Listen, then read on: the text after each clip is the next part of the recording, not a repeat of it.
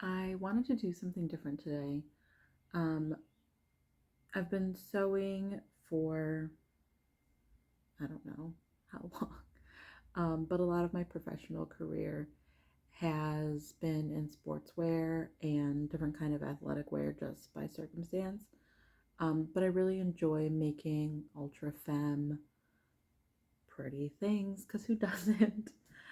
So I wanted to challenge myself and I did some kind of quick illustrations. They're all kind of things that I don't normally make just because I don't really have reason to. I don't do custom very often and things like that. Um, and I thought it would be fun to show you my design process with one of these garments. When making something that's like ultra, I guess, high fashion, haute couture, or like a lot of, unique pattern shapes, it can be really hard to tell what you're getting while you're making your pattern. So I use Clo3D, which is a 3D software for pattern making and fashion design. And that way I'm able to make my pattern changes, do my fit, and then see what each change does in real time and save myself a lot of energy of draping or flat patterning and then testing things out. So I'm going to take you through how I start from a sloper and make the design. I'm going to take you through some of how to put it together. I don't, like I said, make a lot of formal wear, so um, there probably will not be an accompanying sewing video with this, just because it's really not my forte. But I do really like putting them together and I like the pattern challenge. So if that's something that you also like, I hope you enjoy this video.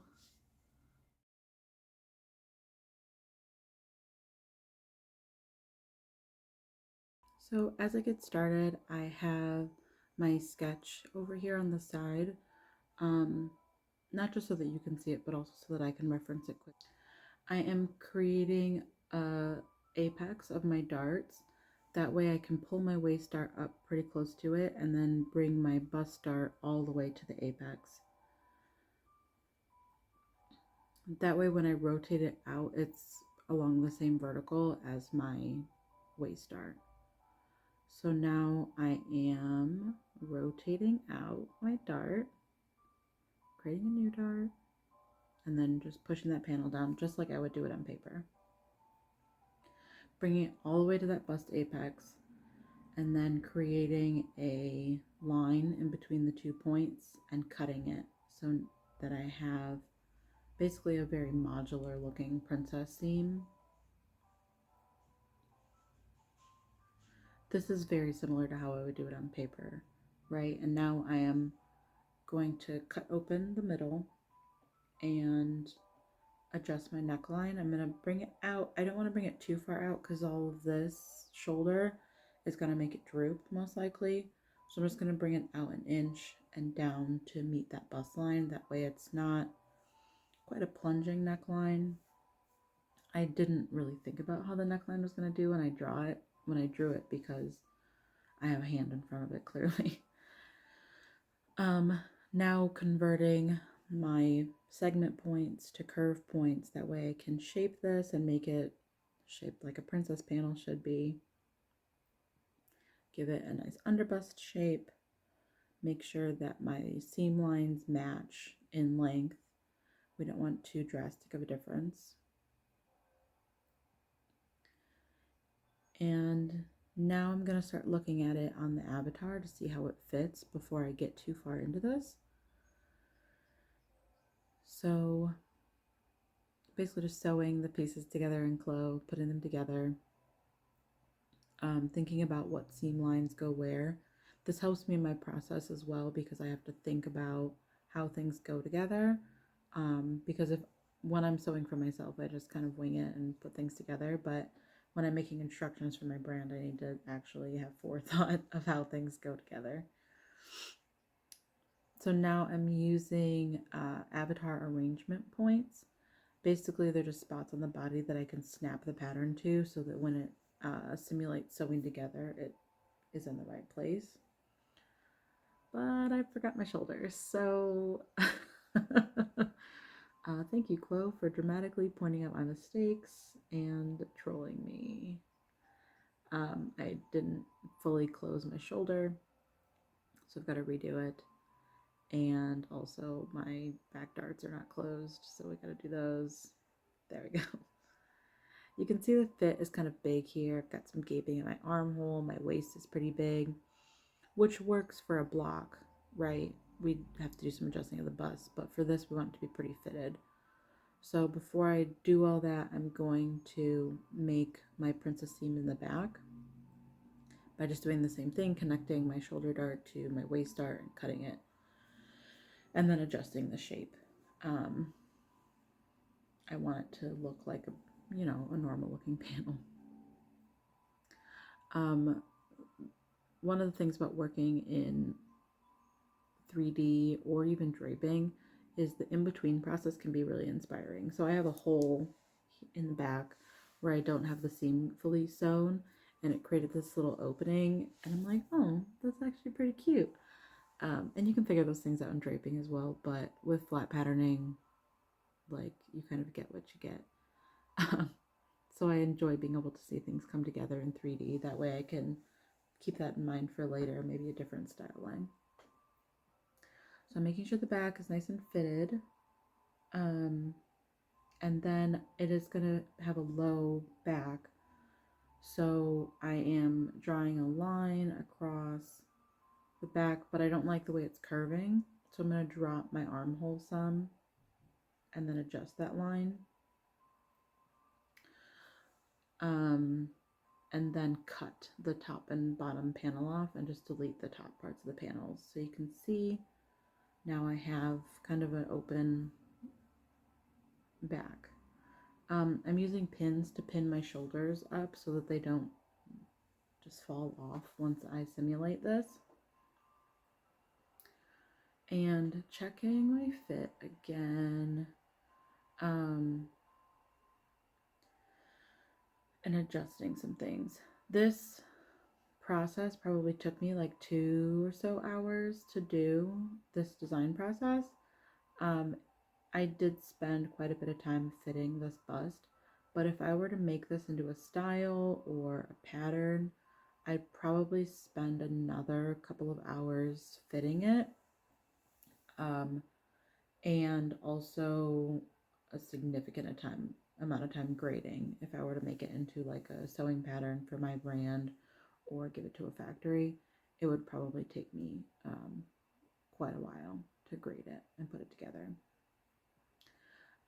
So here my back is still kind of big, it's drooping a little bit, and if I were making this in real life, we would want to bone the bodice of the dress so that it stays up on the body. So we want this quite a bit tighter. So I'm taking it in little by little, seeing how it fits, letting it keep simulating so I can make sure that I like how it looks. Again, I'm not really checking how Clo has tools where you can see how tight things are and kind of measure that way how it's going to fit on a body, and I'm not using those here. I'm just kind of going by eye. Also, my side panel was too wide and my center panel was not wide enough, so I just moved all of that over until it looked nice. So we have a pretty good waist fit. I've still got a little roominess in the bust, but maybe don't always have to worry about that. You can see I go to move the seam a little bit, but the curve points just move the whole line, and I don't want that. I just want to make a segment point to hold the curve and then move my underarm or armhole in, because it doesn't need to be so far out. And also it's like giving me too much space up above the bust, and I don't need it. So just adjusting. We got all these extra curve points that I don't need now that just leave a lot of room for error. and funny shaped lines. I don't like that. I like smooth lines. So we delete some points. Kind of check it out. It's still a little big. I did spend some time off camera fixing the bust curve. Now I'm working on the skirt.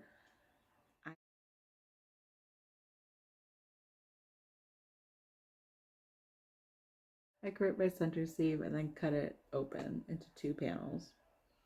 And then I eliminate one dart and take the waist in the amount of the dart. So it's also going to affect my hip, but that is a later Alyssa problem.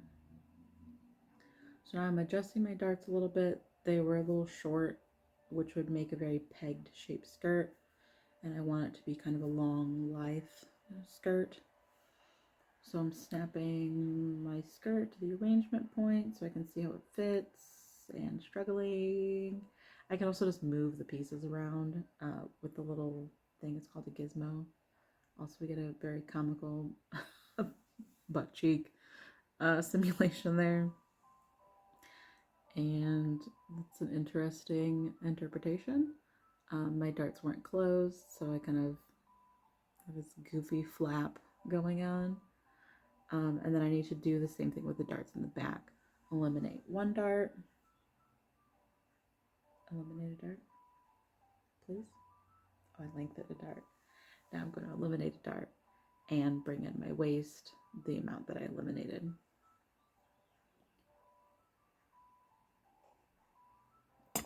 I must have mirroring turned off here, so I had to do it to the other side as well, but I forgot to sew it, so we still have this very copper tone looking flap. And then I pull the skirt down till it fits, but I have to pull it back up just to make sure that it's not, you know, droopy or funny shaped. And when I pulled it up, my back waist is too low on the bodice, so I have to bring that up, shorten it, because if I sewed it together like that, it would just create like this weird bubble in the back, which is not attractive. So I'm just shortening it little by little till I figure out exactly where it should go. And it starts looking nice. It does look like there's skin peeking out, like it's too short, but it's not. And then when I go to sew my panels together, or my waist together, I can see that the back side seam on the bodice is too wide. So I need to make some adjustments here and bring it in a little bit. Which also helps because I do still have a little extra room on the side seam. You can see it's rippling a little bit because it is not completely fitted like I want it to be. So we're just adjusting little by little. I really appreciate about doing in 3D that like you can make these adjustments and see them in real time, because I've been in corporate situations where you're moving something a quarter of an inch over 6 samples and it's just a nightmare. So being able to see it happen in real time is very, very helpful. So now I am moving my skirt darts over in the front and also moving my panel over quite a bit because I want it to have a slit down the side front. Now adjusting my dart, they were a little bit curved in. I'm not really sure why. It's not ideal. So moving it over, my slit should match up with my princess seam, and that is how I'm sewing it together. I like about this too that I can see how my sewing lines match up. I don't know if you can see where it says press enter to complete. In red it shows the difference between the seam lines, which is really helpful. So now I've got everything together. At this point is probably when I would spend a significant amount of time fitting, which I did not do here. And now I'm opening up my slit and my skirt, spending some time figuring out my length. The picture looks like it's about ankle length. I don't know how that would actually work on a formal dress. It's just how I drew it. It's your world. You can decide how long it is. So I'm going to make it maxi length. It looks like I missed a point there. And I'm going to bring this point down. Okay, I've got a maxi length skirt. The slit isn't very dramatic right now. I'm sure it would, give movement still when she moves, but I'm going to open it up a little more at that hemline from side to side. Open it. It's better, but it's still pretty closed, pretty conservative. So I'm just going to move the whole thing over. So having it at a slant will create like a little more movement when she walks because her leg is going to completely kick it out. And then I'm shortening it to a little more scandalous length. And you can see it's very, very fitted around her waist and hips, a lot like the picture. So now I'm looking at this, like now I'm starting this big billowy sleeve. It's smooth along the neckline, and then on the side, a seam comes up where all this gathering comes in. So I'm creating that line, just kind of figuring out how it should be shaped, making sure it's very similar to my sketch, giving it a little curve, and then drawing another line into the shoulder, because even though I'm not going to make a line here or a seam here, I want to hold that still for the sake of the pattern. So I cut from here to here, and then giving it a little more shape so that it doesn't like collide into itself, and then opening it up.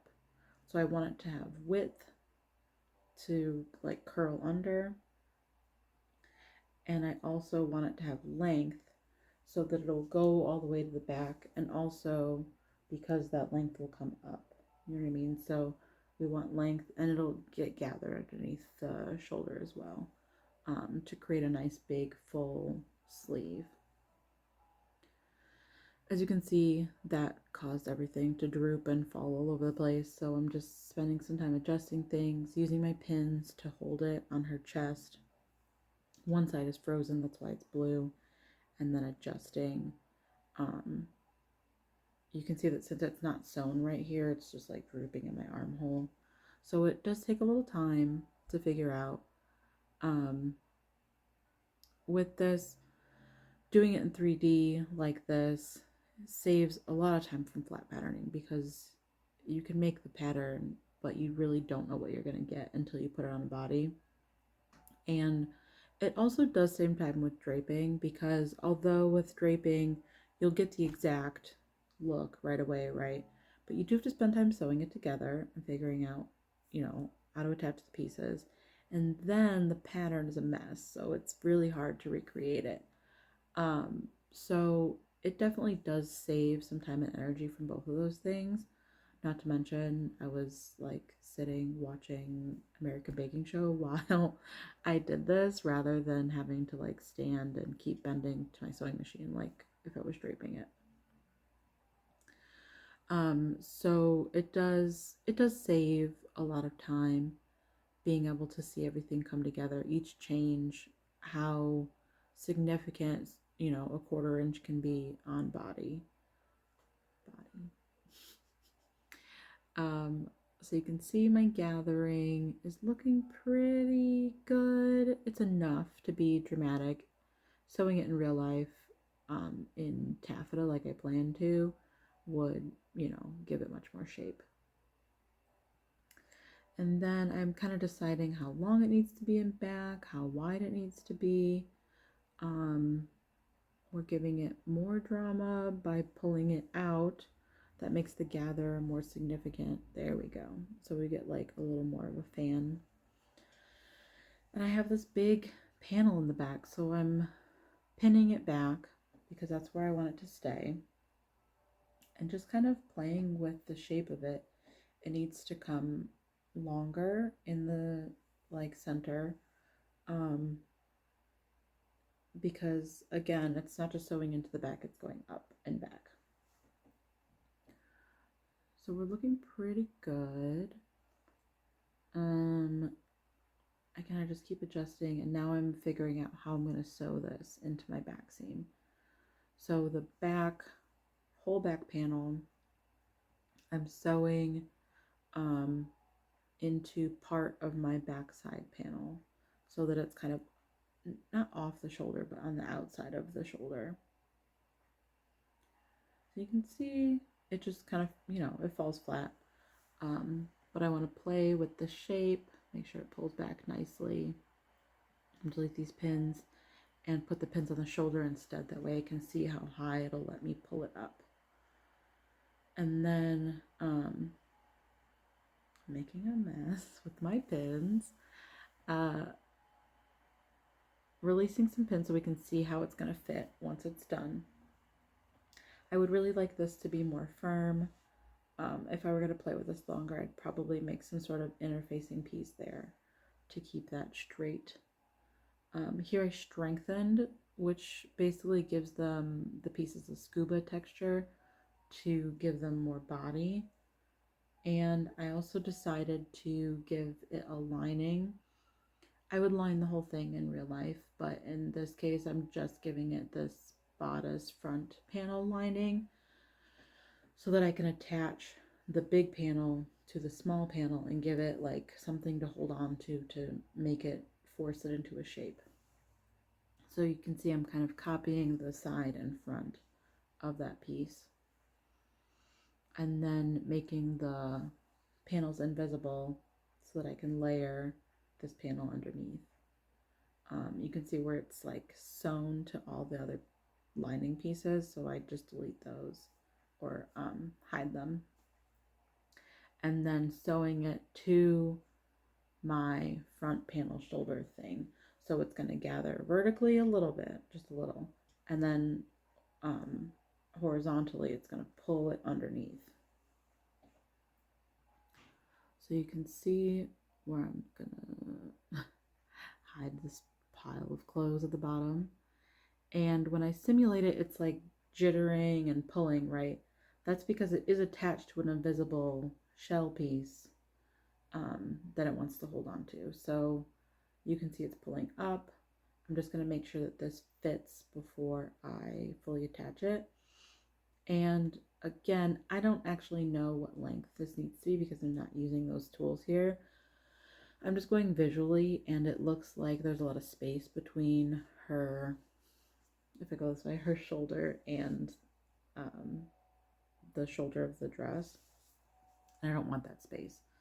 So I made it pretty snug.